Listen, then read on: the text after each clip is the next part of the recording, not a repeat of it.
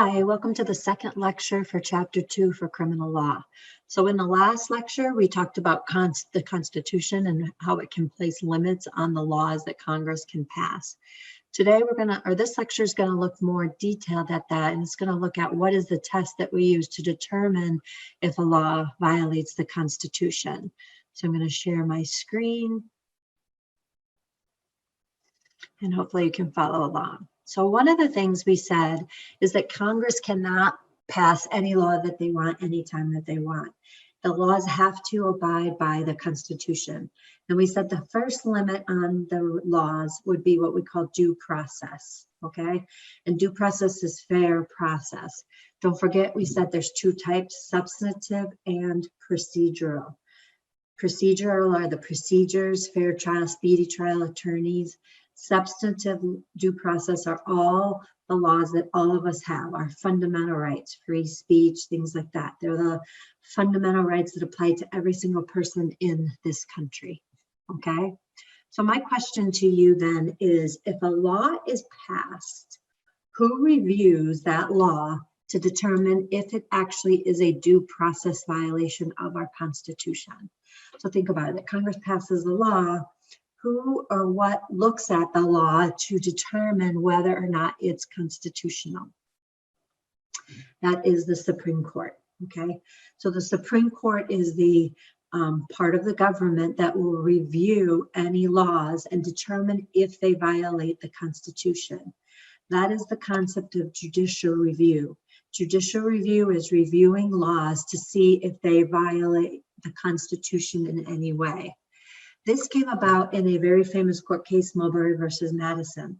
And many people argue that Marbury versus Madison is the most important Supreme Court case that ever came. Because prior to that, the Supreme Court didn't really have a lot of authority to do much. It was just kind of created without really a purpose. In this decision, Marbury versus Madison, they actually gave themselves the power and said, we are a check on the other branches. If they do something that we think violates the Constitution, we're going to review it with judicial review. And if it does in fact violate the Constitution, we're going to declare it unconstitutional. And that's the concept of judicial review. There is a short video you can watch online if you want some more explanation on judicial review. It's optional, but is posted. Okay, so imagine that a police officer approaches you and says you are arrested for not doing it. What would you say? You're just walking down the street, somebody comes up to you and says, you're under arrest, and you say, for what? And they say, for not doing it. What's the first question that you would ask? Doing what, right? So one of the concepts we have in the criminal law is what we call the principle of legality. The principle of legality is the idea that we can never punish somebody, convict them or punish them of a crime unless there's a written law that clearly defines what you can and cannot do and has specific standards that police can enforce it fairly, okay? So we can never have laws in our country unless they are written down and accessible to everybody, and that those laws clearly define what you can and cannot do constitutionally. Now, that means when a new law is written, it can be appealed to the Supreme Court, and the Supreme Court is going to review under judicial review to determine if it violates the Constitution. So we just learned about the principle of legality. That means in order for the law to be valid, it has to pass what's called the vagueness doctrine. The vagueness doctrine says that all laws must clearly define exactly what you can and cannot do and provide specific standards for a police officer to be able to enforce it. So it has to be sufficiently definite in its explanation of what you can and cannot do. And it has to have explicit standards so that police officers can determine when it applies and when it doesn't apply, okay? So let me give you an example. If Congress passes a law that says it is against the law to be ugly, does that have a sufficient definiteness to it? Can you determine just from reading that law what you can and cannot do? And the second question is, are there sufficient standards for police to enforce it? Does everybody share the same vision of what's ugly and what's not, what's beautiful? And the answer is no. So you could have all different officers applying it unequally. So that means it doesn't have its explicit standards that have to be followed. So if a law is written and Congress determines that it is vague, it does not pass the vagueness doctrine, it doesn't sufficiently define what you're allowed to do and not do, and does not provide standards to apply that law, then it is going to be thrown out as unconstitutional. There is another test that is applied, and it's called the overbreadth doctrine. The overbreadth doctrine says, if the law infringes or limits or takes away our fundamental constitutional rights, then it is going to be declared unconstitutional. So overbreadth means the law was written too large and in a way that it's starting to infringe or take away or limit some of our fundamental rights that we have as a society. Okay, so think about some things you're not allowed to say. You're not allowed to scream fire in a theater, or bomb on an airplane. So overbreadth would be, you can never ever say the word bomb again or fire again, ever, ever, ever, ever. That would be overbroad because it goes too far. It's not limiting to a specific place. It's too big. That's overbreadth. So when the Supreme Court gets a law, these are the two doctrines they look at. Is it vague or is it overbroad? And if it violates either one of these principles, then it's declared unconstitutional and it is thrown out. Okay? So you decide, this is the law. You're the Supreme Court and you get this law and you have to decide if it's constitutional or not. The new law says it's unlawful for 3 or more persons to assemble on any sidewalk and there conduct themselves in a manner annoying to persons passing by. So that's our law. We're the Supreme Court. We now have to determine, is that law constitutional or not? So the first question is it vague? Why or why not? So is it sufficiently definite? Do you know exactly what you can and cannot do? And are there specific standards to enforce that? So when you read that, is there any parts that would not really be specific enough? What about annoying? Is annoying sufficiently definite that everybody would apply equal standards to that? What could be annoying to you may not be annoying to me. So it may not pass the vagueness standard just on that alone. The next question is it overbroad? Does it start to encroach or infringe on some of our constitutional rights? What about the First Amendment right to assemble? If it's saying 3 or more people can't assemble, does that violate that?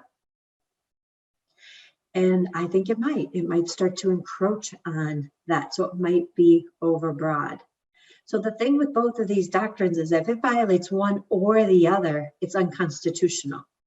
So if it violates anything like this, then the Supreme Court is going to declare it unconstitutional.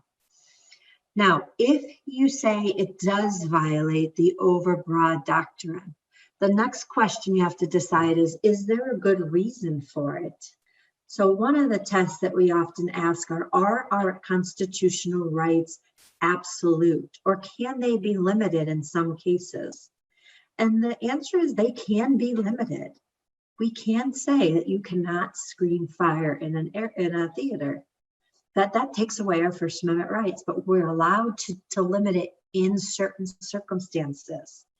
And so what the Supreme Court then does is it applies the substantive due process test to see if the reasons they gave for this minor infringement on our rights is okay. So that's what we're going to use, the substantive due process test. Now, before we look at it on the slide, I want to show you, I posted this and it's in the materials. I highly suggest that you open this and you print it and have it with you, because we're going to do example in class in a minute. And then there's some practice problems you can practice online to make sure you understand. And then you're going to have a homework assignment using this. And then there is also on the test. So it's very, very helpful if you print out this flow chart. And we are going to go through it step by step, okay? So the first thing you do is when you're looking at a law, if you think, first you ask what right is the person claiming. Are they claiming something that we consider to be a fundamental right that is protected by the Constitution? Freedom of speech, freedom of privacy, freedom of religion, freedom to assemble, freedom to petition, any of those things that we consider an absolute fundamental right. If it is a fundamental right, then we go to this part of the test. If we decide it's not a fundamental right, then we go to this part of the test. If we go no, then there's only one question that we have to ask. Is there a rational reason? If we go to strict scrutiny, you have to pass two parts of a test. And if you don't pass both of them, then the law is unconstitutional. So if you just follow the arrows, it should help you. So I'm going to go back to the PowerPoint, and so we can look at it through that. So this is just written in a different way. So is it a fundamental right? So let's say that Congress passes a law that says you cannot chew gum. So then you have to ask, what is the right that they're claiming, the right to chew gum? Is it a fundamental right to chew gum? If you say no, then the next thing you do is you apply what's called the rational basis test.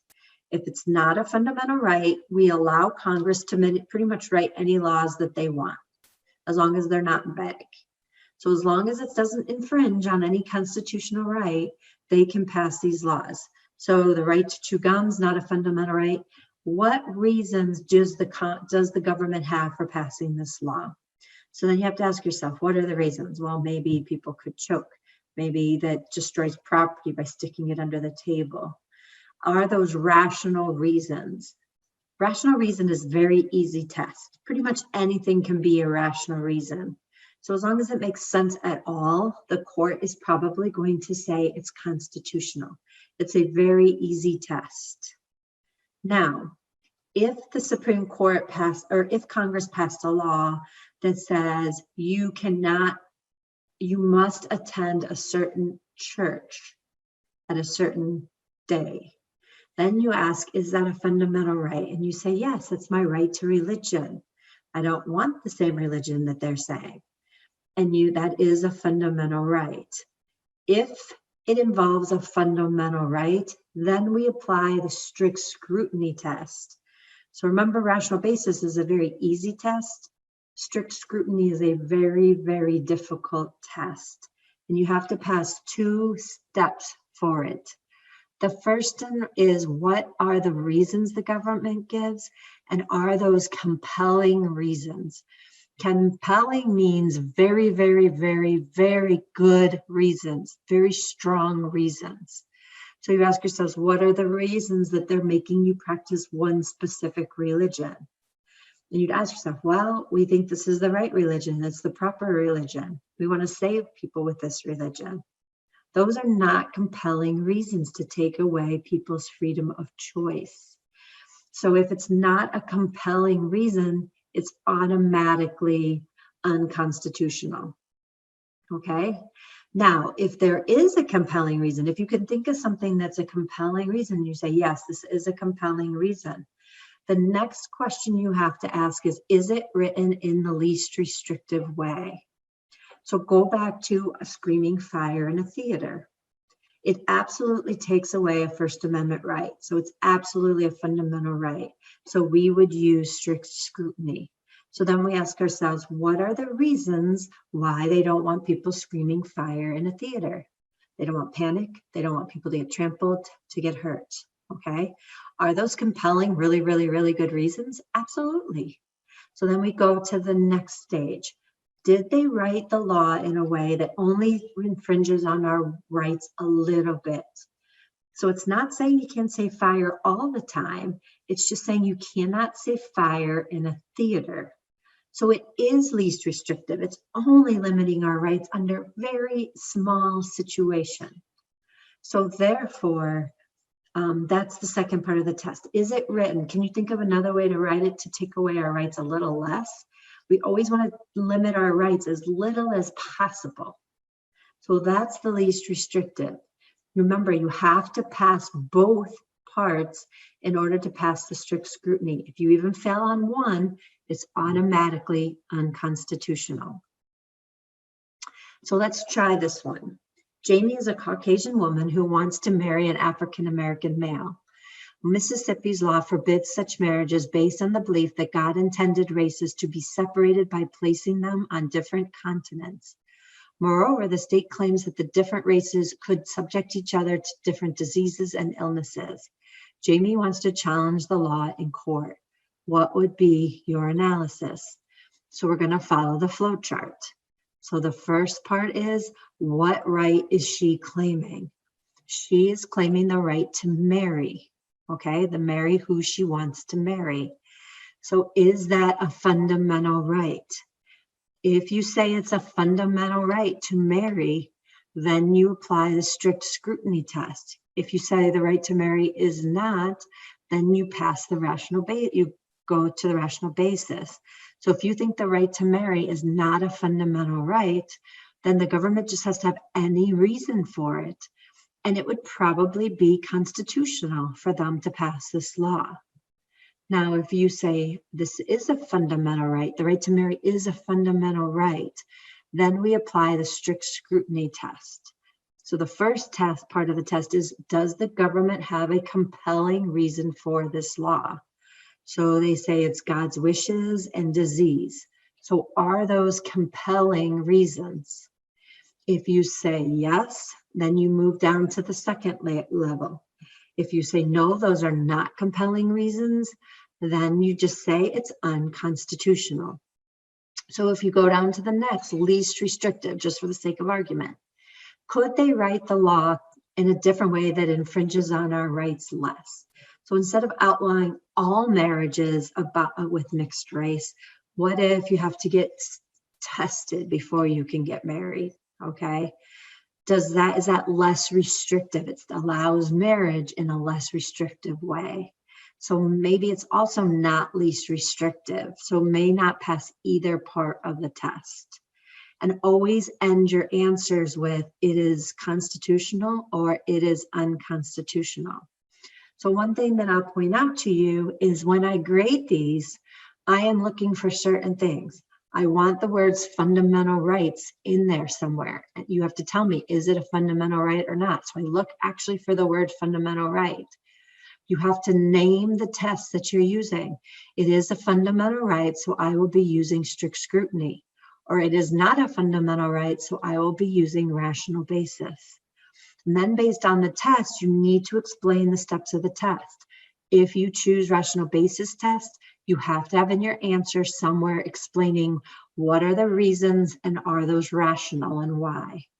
If you're using strict scrutiny, I need to see the words compelling reasons and an explanation of what the reasons are and whether or not they're compelling. I need to see the words in their least restrictive and an explanation of that. And you should end your answer with the words constitutional or unconstitutional, okay? So the one thing I want to point out with this is there may not be an exact answer. Different judges can differ on these issues. So I want you to remember that. There may not be a specifically right answer for some of these. It's the judges are humans and they make a judgment call. So your explanation of why you chose what you chose ends up being one of the most important things. I need that explanation of why you answered it the way you answered it. Now, in this case now, there is an absolute answer because this was a real case, Loving versus Virginia. The Supreme Court had this case. It was a couple, Loving, last name was Loving, and they took it to the Supreme Court, and the Supreme Court said you have a fundamental right to marry. So the Supreme Court specifically stated you do have a fundamental right to marry, and that it is protected by substantive due process law. And since you have a fundamental right and you use strict scrutiny, There were no compelling reasons for these laws. Those were not really, really, really good reasons. And since there's no compelling reason, the law was unconstitutional. So if you're interested in this, this is a great documentary. It was on HBO. You might be able to get it on Amazon and stuff now. It's The Lovings, I think it's called. It's a great documentary. It tells you how this case came about, and it's really interesting if you want to watch it. Now, there are a couple other constitutional limits. So due process analysis is the main one. I just want to point out a few other ones. So ex post facto law, we cannot have laws that punish people after the fact. So if the speed limit is 60 today and you're driving 60 and I videotape you going 60, but tomorrow I change it to 45, I can't go and arrest you for what you did yesterday.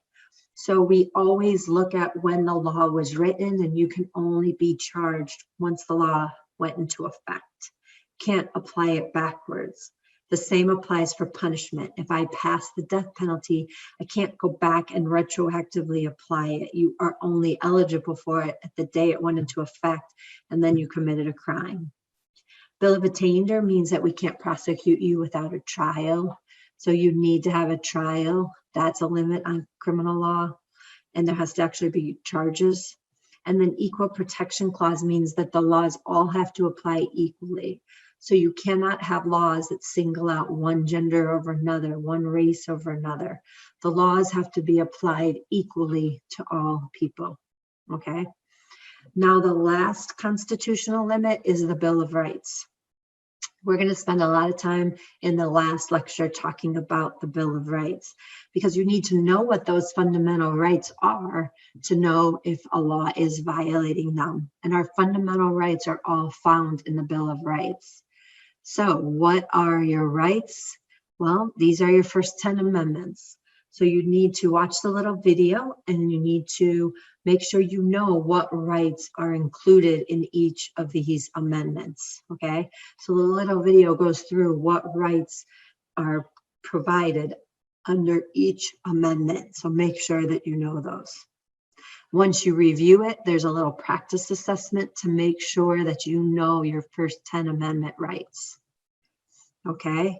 So what we're going to do, what you need to do is you need to have your flow chart, and then this is your analysis. Freddie Frisky, Betty Bob are not married, and they decide to engage in premarital sex. As they are engaging in the act, the police drive by and see the two through the open window. They enter the home and arrest Freddie and Betty because the state has an anti-fornication law, no sex before marriage.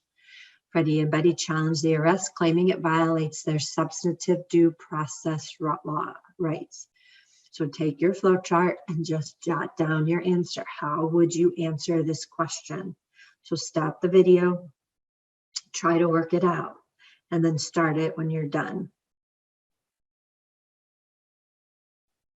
So hopefully you did that, and now you need to look at your answer. So somewhere in your answer, do you have the word fundamental right written? Is it a fundamental right to have sex? Now, it's not necessarily just sex. It's the right to do something in your home in private.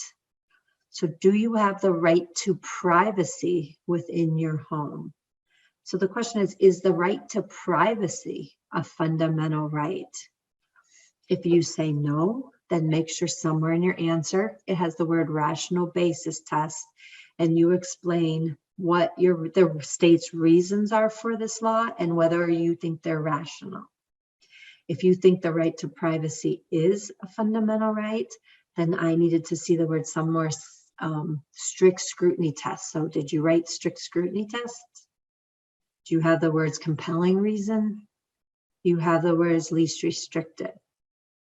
And then finally, did you end with either it is constitutional or it is not constitutional?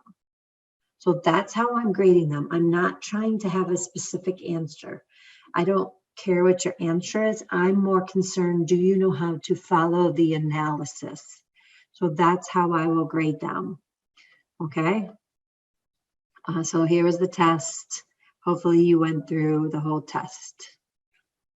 Okay, so what I want you to do is there are problems posted in Blackboard. If you're uncertain of how to do this, or you want to see an answer written out long way, you can look at them. They're called constitutional law problems. There's 3 problems. My recommendation is look at the problems and try to work through a couple of them on your own. Once you've gotten done with them, then look at the key and compare your answer to the key. Do you have those main words in your answer? Once you feel comfortable with it, then you should work on your chapter 2 assignment, which is the constitutional analysis problem, because it's this. And I will tell you there's one on the exam. So hopefully this helps. Hopefully this explains how to do this. This is one of the more difficult things. So if you have any questions, please reach out. I'll be happy to talk with you one-on-one or work through it, or just email back and forth. So whatever's helpful to you, but reach out if you need any help. And I'll see you soon with the last video for this chapter.